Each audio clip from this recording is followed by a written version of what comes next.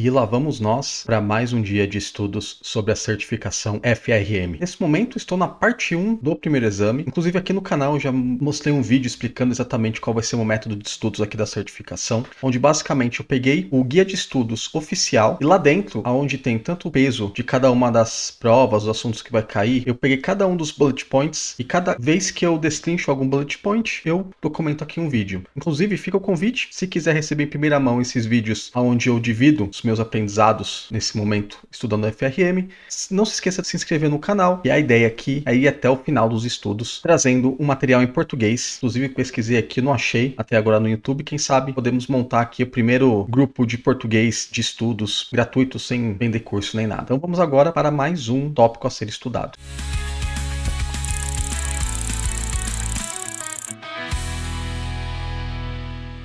Bom, vamos agora para o sexto tópico da parte 1, né, primeiro exame do FRM. E lembrando que o primeiro exame ele é composto por 4 partes, essa é apenas a primeira parte. Então temos aí um caminhozinho para percorrer, mas isso não quer dizer que tem pouco conteúdo para estudos. Inclusive é um assunto interessante agora que a gente vai falar sobre medição de desempenho ajustado ao risco. Ou seja, vamos agora para a parte das contas, né, criação e identificação dos principais indicadores para medir o real desempenho de um ativo ou portfólio que o gestor de riscos está cuidando com uma carteira dele ou de algum cliente ou empresa. E de acordo com a matéria do FRM, aqui estão 5 principais índices que atualmente estão contidas na prova de certificação. E cada um vai ter um fim específico, aonde a gente vai ter um método de conta mesmo, muito provavelmente na própria prova eles vão dar as fórmulas. Então o meu aconselhamento aqui, pelo menos a forma que funciona para mim também, é a gente focar realmente em entender o porquê existe esse índice, para que ele serve, em quais momentos a gente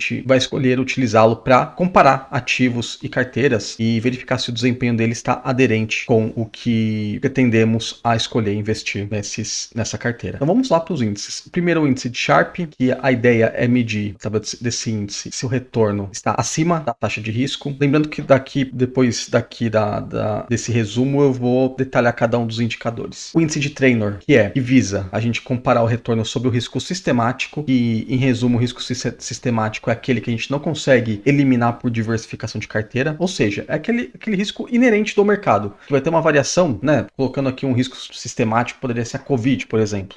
Então, independentemente do ativo que você estiver investindo, o risco sistemático vai acabar ocorrendo para qualquer um deles. É o risco que você não consegue eliminar especificamente pela escolha de um ativo específico. Índice de Jensen, que é o retorno anormal do que foi previsto, que é chamado de alfa. Então, basicamente, aqui ele mede qual foi o resultado, a diferença, né? Quase que um check do quanto investiu versus o que aquele investimento, aquele retorno era esperado, de acordo com alguns cálculos que a gente vai detalhar um pouco mais. Índice de Sortino, que é o retorno sobre o risco de perda. Aqui é um pouco mais complexo, uma visão mais moderna de risco, que vem muito no foco de uma mudança de paradigma mesmo na economia, onde a gente traz uma lógica em que o investidor ele tem muito mais medo de perder aquilo que ele já tem hoje em dia do que de ter retornos maiores. Então, através dessa premissa, o índice de Sortino pode ser muito útil para que você escolha um ativo ou monte um portfólio usando esse índice como referência para que você escolha e monte esse portfólio com um menor risco de perda. E por último, o índice de informação, que aqui é um retorno sobre o índice de referência, ou seja, você vai estar comparando o retorno desse índice específico ou desse ativo específico ou portfólio comparado com um benchmark. Pode ser um concorrente, pode ser o mercado do grupo de ativos que você tem na sua carteira. Isso a gente vai ver mais para frente também. Então vamos começar com o índice de Sharpe. Então, conforme eu falei, ele mede o prêmio de risco, que é o retorno que você teve acima, pode ser abaixo também, né? Se for um rendimento pior, só que aí talvez não vale tanto a pena você usar o índice de Sharpe, que a gente aqui está mencionando o risco também. Então, se a carteira não está rendendo abaixo da taxa livre de risco, então é que ela está mal feita, né? Porque a taxa livre de risco seria, mal comparando aqui no Brasil, a taxa de você investir na Selic, né? Algum título do governo, onde teoricamente é a taxa tem o ativo que tem menor risco de default, né? Porque se caso falir o país, praticamente tudo que está em cima dele, né? Todos os ativos ou ações que você pode comprar dentro do Brasil estão também provavelmente quebrados, se caso quebrar o país. E a graça do índice de Sharpe é que ele não leva em consideração só esse retorno, mas também a sua volatilidade durante esse retorno. Porque quanto mais oscila o retorno desse ativo específico, específico, mais arriscado é que na próxima variação você tenha prejuízo também, ou que o retorno não seja de acordo com aquilo que você planejou. Então essa é a graça do índice de Sharpe, e aqui começa a ficar mais sofisticada a sua gestão, quando você não olha somente o retorno em si de um ativo, mas também pondera sobre o risco que você tem em futuramente ter o mesmo retorno com exatamente esse ativo ou carteira que você formou. Aqui a fórmula para fazer isso, do índice de Sharpe, aonde o retorno esperado do ativo menos a taxa livre de risco, ou seja, o que sobrou, o alfa, né, praticamente, o retorno que você teve acima da taxa livre de risco, dividido pelo desvio padrão desse retorno de acordo com o tempo. Para aqui a apresentação, também montei um Excel até para a gente fazer algumas simulações para você entender melhor, para ficar mais clara como funciona cada um dos números, das variáveis, como se comporta com o cálculo do índice de Sharpe. Eu trouxe aqui um Excel onde eu trago o retorno esperado, da fórmula, taxa livre de risco e o desvio padrão do ativo. Então vamos supor que aqui o retorno esperado do ativo é 16%, nesse exemplo, taxa livre de risco 12% e o desvio padrão em 6%. Aqui a fórmula simples, né, para fazer no Excel é retorno menos taxa livre de risco dividido pelo desvio padrão. Aí agora vamos fazer os exemplos. Olha que interessante. Se esse ativo ele tem uma variação menor, ou seja, o desvio padrão dele é menor, o desvio padrão, na resumo do resumo, ele mostra qual é a possibilidade de variação, de desvio de um período para outro desse ativo. Então a gente pega todo o retorno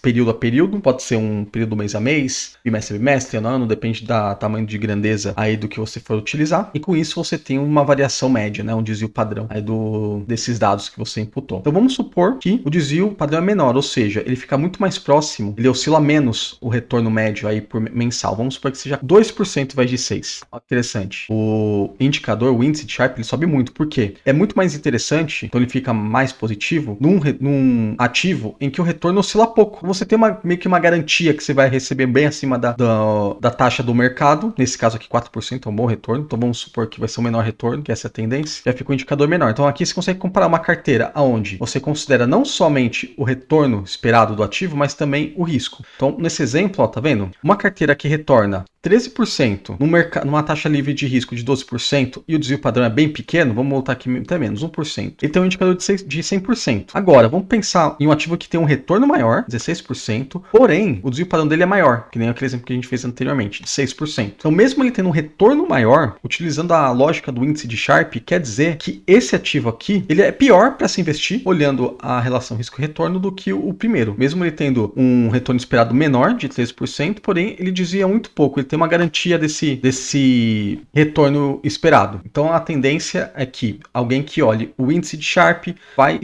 preferir um ativo nessa premissa, com desvio padrão bem menor e um retorno maior que a taxa livre de risco, porém menor do que o comparativo do outro ativo, do que aquela segunda opção por ter um desvio padrão maior. Acho que aqui ficou bem claro, né, como funciona a lógica do índice de Sharpe. E vocês podem ver que é simples. Provavelmente na prova vão te dar cada um dos valores, e para calcular é um cálculo simples que nem precisa de muito para você conseguir chegar na lógica. Então fixe sempre no porquê ele existe, qual é o efeito de comparação, nesse caso quanto maior melhor, e qual é a sua função lógica, que nesse caso aqui é dar valor, também considerar a qualidade do retorno esperado, não somente o retorno por si só, mas também quanto maior o desvio padrão, pior ou mais arriscado é você escolher esse ativo. Agora vamos para o próximo, que é o índice de Traynor. Ele tem uma similaridade ao Sharpe, mas ele considera não o desvio padrão dele por si só, mas ele considera como denominador o risco sistemático do ativo, ou seja, conforme eu tinha explicado anteriormente, aquele risco em que é inerente do mercado, né? Pode ser um efeito de Covid, alguma crise de petróleo, por exemplo, alguma guerra entre países que fornecem matérias-primas importantes no mercado, enfim, qualquer notícia que acabe abalando uma grande parte do mercado, que você não tem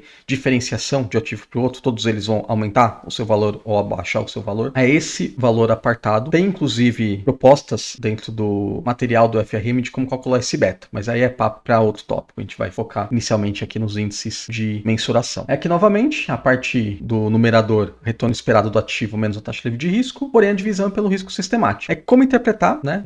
Seria comparar o seu resultado com a diferença desse mesmo percentual que eu coloquei aqui em cima, do real ganho do ativo frente à taxa livre de risco, só que do mercado. Então, se você tiver o índice de Traynor maior do que o rendimento do mercado, o rendimento esperado do mercado, menos a taxa livre de risco, é um ativo ok. Então vamos agora para o Excel para ficar mais claro a lógica do índice de Traynor. Então trouxe um exemplo novamente do retorno esperado do ativo de 16%, a taxa livre de risco de 12%, igual no exemplo anterior. E agora o risco sistemático. Esse beta, inclusive fica o convite para você lá no vídeo onde eu gravei sobre KPM, o tópico anterior a esse que a gente está falando agora, aonde lá eu destrincho um pouco mais sobre o beta. Basicamente, o beta 1, a gente vai ver isso aqui na prática. O beta 1 quer dizer que o risco do ativo, ele é exatamente igual ao do mercado. Ele tem a mesma covariância, ou seja, quando o mercado como um todo, ele sobe, o ativo sobe exatamente igual, né, tem a mesma premissa, o mesmo comportamento, o seu risco sistemático é igual a 1. Então, o que o mercado vai, ele vai atrás. Não tem variação nem para cima nem para baixo. Se o beta ele estiver entre 0 e 1, então vou colocar aqui 0,5, quer dizer que ele é mais conservador que o mercado, no geral. Então, por exemplo, se o mercado, na sua média, ele tem variações, sei lá, se ele sobe um dia 1%, na média, esse indicador ele vai aumentar 0,5%. E na baixa a mesma coisa. O que na prática quer dizer que ele é menos arriscado. E agora, se a gente for olhar o resultado, a gente vê que ele fica bem maior, né, o seu índice. Ou seja, já que ele está dando o mesmo retorno com um risco menor que o mercado, né, risco sistemático menor, o beta menor, e 1, quer dizer que ele é um ativo muito mais interessante para aquele que anda junto com o mercado, para aquele que tem um beta 1. Claro, a lógica aqui é a mesma lógica que se o risco sistemático for um pouco maior que 1, precisa nem ser pouco, pode ser maior que 1, quanto mais longe de 1, mais ele é sensível às oscilações do mercado. Então, se o mercado, na sua média, aumentar ou diminuir 1%, ele vai aumentar ou diminuir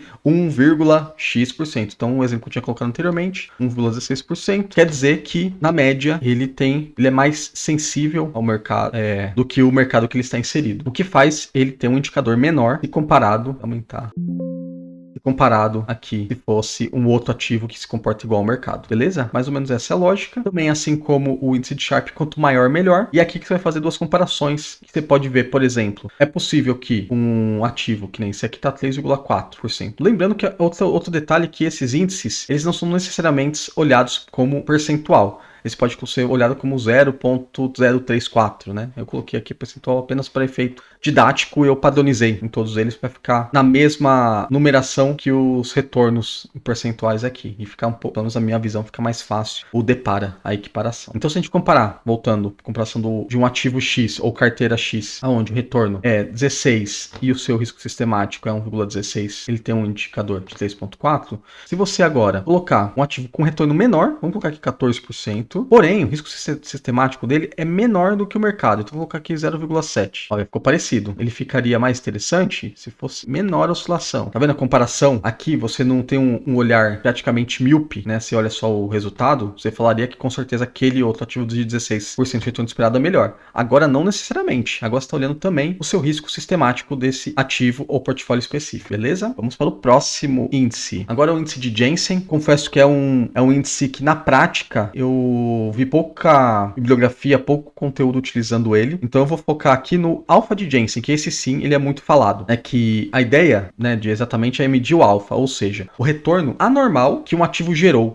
acima ou abaixo do que ele era teoricamente previsto, pelo KPM para o seu nível de risco sistemático. Eu já vi casos no mercado onde esse alfa ele não é medido pelo KPM, porém, tinha algum indicador, que existem vários outros no mercado também, em que você compara o que basicamente foi orçado, né, de rendimento desse índice versus o que de fato que ele rendeu. É basicamente uma validação de real versus orçado. Agora, utilizando uma tática de mercado para ter um padrão também do mercado como um todo, esse índice de Jensen ele pode ser bem útil. Aí eu vou mostrar aqui como ele é simples, porém, como você vai interpretar olhando o número por si só. Quanto maior esse alfa, né, do ativo ou portfólio que você está medindo, maior, ele vai ter mais chance de retorno, porém, ele vai ser mais arriscado. Então, é um índice que vai falar o nível de risco barra retorno desse seu ativo ou portfólio. Então, uma comparação, esse índice de Jensen, muito dificilmente ele vai ser usado somente ele para uma decisão, porque ele olha o risco e retorno do ativo que você está medindo, né? É mais uma fórmula para você ter olhado o passado, já que você precisa do realizado desse retorno, e para identificar o quanto ele se comporta com fatores em que você não consegue calcular simplesmente. Então, para mim, ele é um ótimo índice para você acompanhar os índices anteriores, né? Ou